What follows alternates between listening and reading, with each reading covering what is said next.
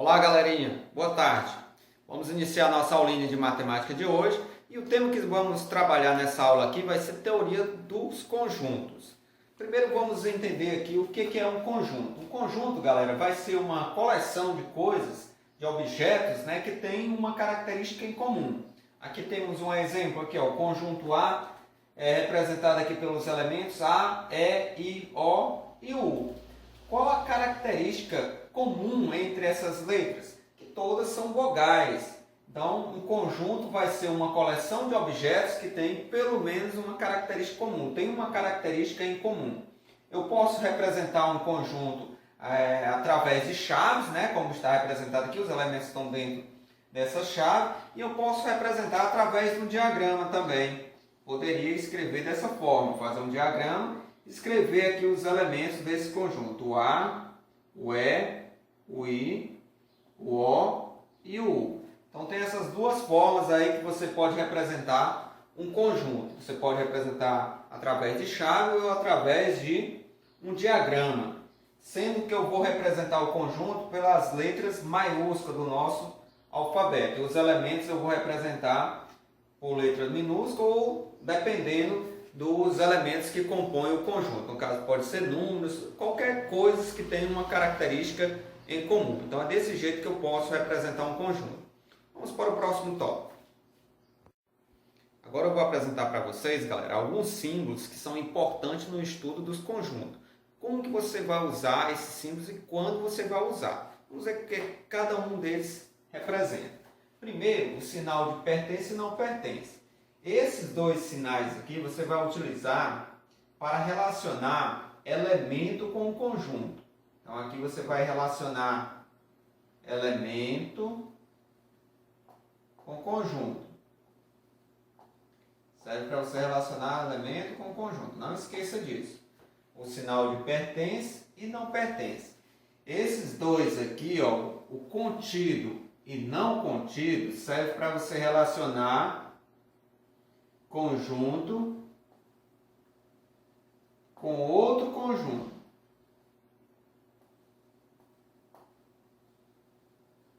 Elemento com o conjunto vai ser esse aqui. Conjunto com conjunto, esses dois aqui. O contido e não contido. Aqui o pertence e não pertence serve para você relacionar um elemento com o conjunto. Vamos para o exemplo para você entender como que isso vai ser útil para você. Quando que você vai usar esses sinais e quando que você vai usar isso aqui?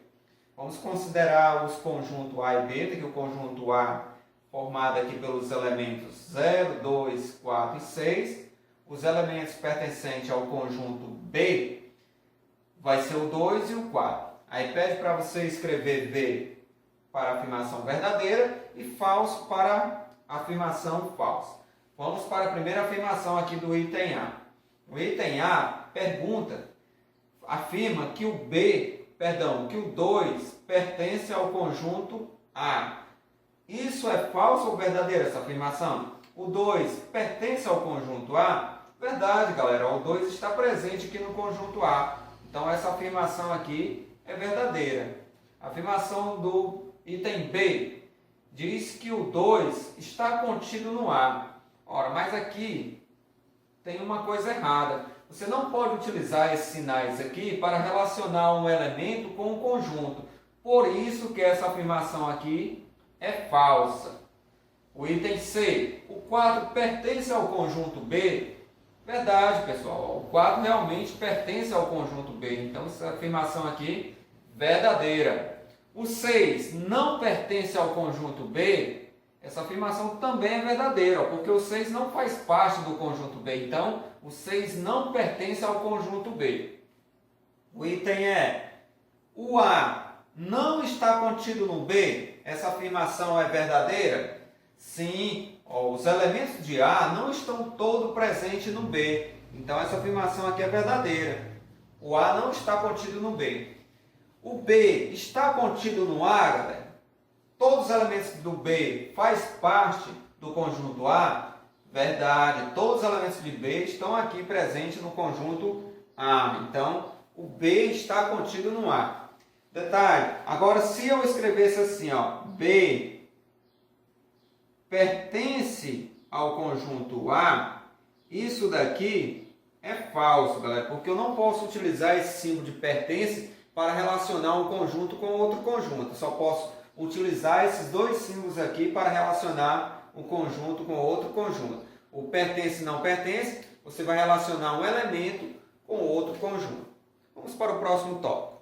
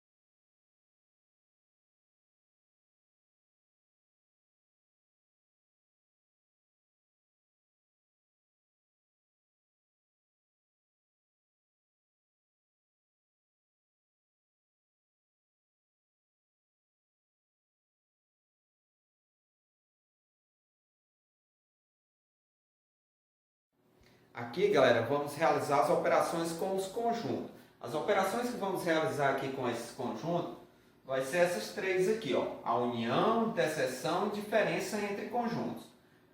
Quando é que eu vou realizar, ou como que eu faço para unir dois conjuntos? Você vai reunir todos os elementos do conjunto considerado, ou dos conjuntos considerados. A interseção vai ser os elementos que é comum em todos os conjuntos considerados, é o que aparece de igual em todos os conjuntos. E a diferença vai ser o que tem no conjunto e não tem no outro considerado. Vamos para o exemplo para ficar mais claro. Considere os conjuntos A, B e C e determine. Aí aqui tem as afirmações. Nós vamos determinar qual a união, qual a interseção e qual a diferença entre os conjuntos. Primeiro vamos no item A. No item A, ele pede a interseção entre o conjunto A e o conjunto B. O símbolo da interseção é esse daqui, o símbolo da união é esse daqui e o símbolo da diferença é esse menos e um mesmo. Então aqui ele pede a interseção. E a interseção, galerinha, é o que tem de igual no conjunto e no outro, né? Que aparece, os elementos que aparecem no conjunto A e no conjunto B ao mesmo tempo. Observando os elementos do conjunto A e os elementos do conjunto B, quais os elementos que aparecem tanto no conjunto A como no conjunto B? Você percebe que o 0 aparece no conjunto A e no conjunto B. Então você escreve aqui, o 0 faz parte. O 2 aparece no conjunto A e aparece no conjunto B também. O 4 aparece no conjunto A e também aparece no conjunto B. Então os elementos que são iguais ou que aparece tanto no A como no conjunto B, são o 0, o 2 e o 4. Aqui está a interseção entre o A e o B. Agora, no item B aqui desse exemplo, pede para você unir os elementos do conjunto A com os elementos do conjunto B. Então, você vai pegar todos os elementos do conjunto A, mais todos os elementos do conjunto B e unir em um único conjunto. Então, a gente começa pelos menores elementos, colocando em ordem crescente. O 0, depois o 2. Aí você me pergunta, professor, o 2 aparece no A e no C ao mesmo tempo. Eu escrevo o 2 duas vezes? Não, os elementos repetidos você escreve apenas uma única vez. Depois o 3. Você observa que o 3 não aparece no A, mas aparece no B. Depois o 4. O 4 não aparece no B, mas aparece no A. E depois o 5. Então aqui eu fiz a união dos elementos do conjunto A mais os elementos do conjunto C. Então aqui está a resposta. Esse é o conjunto da união entre A e C. Agora vamos determinar a diferença entre o A e o C nesse item C aqui. Quais os elementos que tem no A e não tem no C?